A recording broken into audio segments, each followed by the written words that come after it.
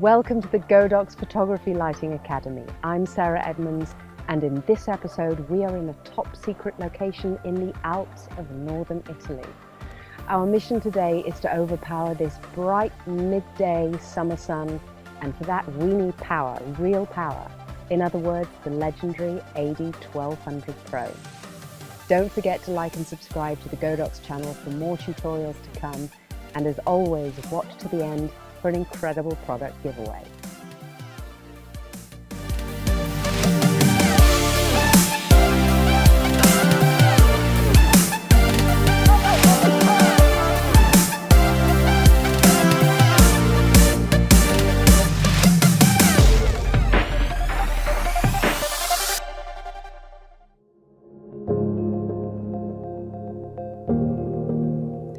Today we are going to be shooting outside, and I want to really push the limits of what we can do with an outdoor flash. For that we need epic scenery, bright sun at midday to give us a real challenge, and some spectacular skies.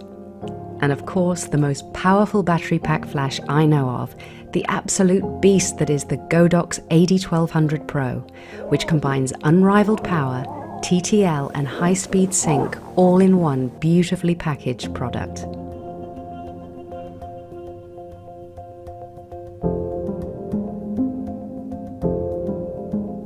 Incredibly, this powerful light, which has 1200 watt-seconds of power and a separate battery pack, is surprisingly small and lightweight.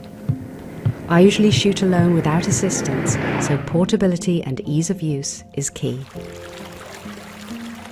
I'm going to be using it in some really hard to manage locations, so a light flash head is essential to stop the light stand blowing or toppling over.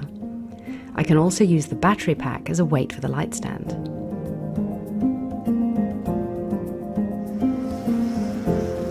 For my first setup, I want to get the maximum power possible out of the light, so I'm using a silver interior pro reflector from the Godox range. This will provide us with a hard light that is similar to the hard light from the sun, which I'll be using as my rim light. The secret to balancing ambient light with flash to whatever degree you want is to first expose for the background. For the first few shots, I wanted to turn the really bright midday August sun to an almost nighttime look. Once I had the background exposed as I wanted with deep dark blue skies, I then added my flash.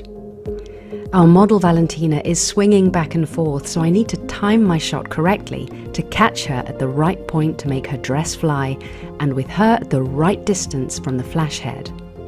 Too close and the light will be too powerful and she'll be overexposed. Ideally, I want the light to reach her when she is farthest away, swinging high, for a really epic shot. As we progressed in the shoot, I decided to change my camera settings slightly in order to brighten the background and balance it a little more with the light on Valentina.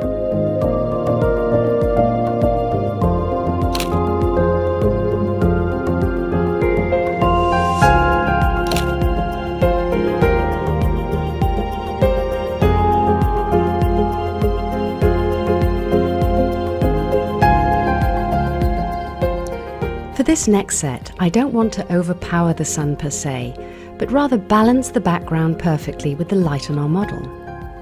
I'm going to place her with her back to the sun, so the sunlight will gently highlight her hair and shoulders, providing dimension and separation, and I want a softer shadow fall off on her face and body, so I'm using a softbox and feathering the light across her and in front. While I love shooting in the studio, you can have the same degree of control outside. All you have to do is pretend the scenery or sky is your studio, and the sun is an additional light. For this set, I want to use the gorgeous blue cloudy skies as my backdrop, so the white couture dress Valentina is wearing stands out.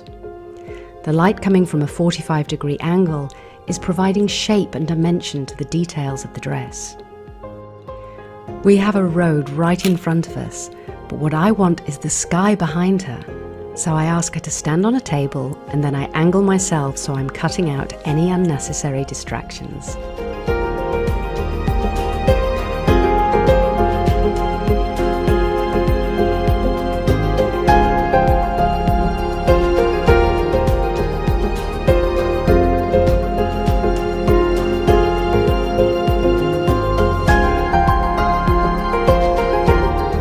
as always on a shoot, don't forget to have fun.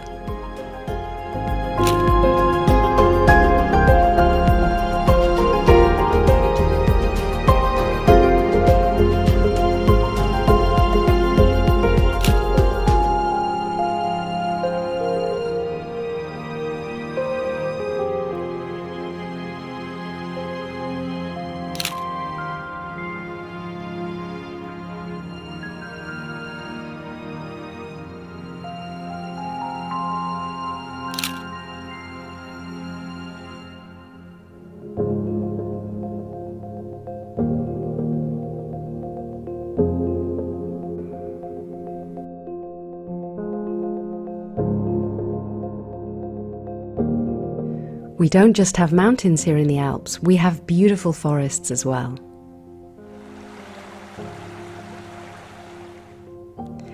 The next couture dress we're featuring is a bright red, so I'm going for my favourite complementary colour palette and choosing the greens of the leafy woods for a harmonious yet dramatic feel.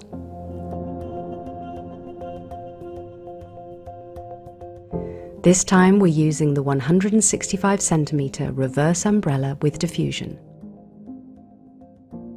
Deep in the forest there is relatively little light, and I want to shoot at a shallow depth of field at f2.8. This means we certainly don't need all of the 1200 watt-seconds that the AD1200Pro gives us, but this amount of power can be useful in other ways. It means I can use the power of the battery pack's ultra-fast recycling speed to shoot in burst mode and experiment capturing Valentina's constantly moving, flowing posing, almost like a dancer. We're on a slope and there is quite a distance between where I want to place Valentina and where I can safely put the light stand and large umbrella, at times up to 4 meters. With the AD1200Pro, there is more than enough light to easily reach her, even with the extreme feathering technique I'm using. The light is pointed away from Valentina, so just the edges of the softer light touch her.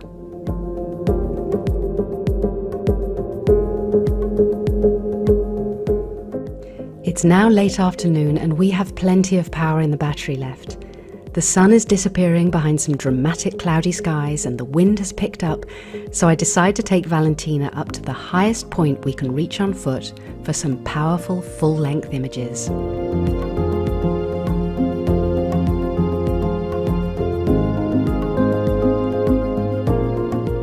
Because it's so windy, I'm using the small silver reflector we used for the first setup and the battery pack to keep the light stand stable.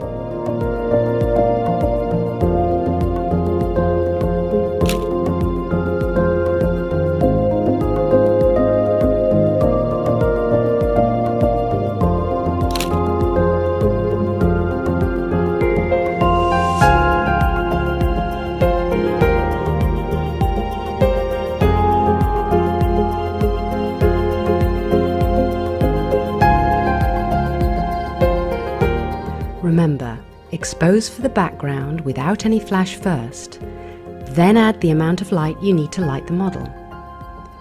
Underexpose the background for drama, or keep it closer to a normal exposure for a more balanced, natural look.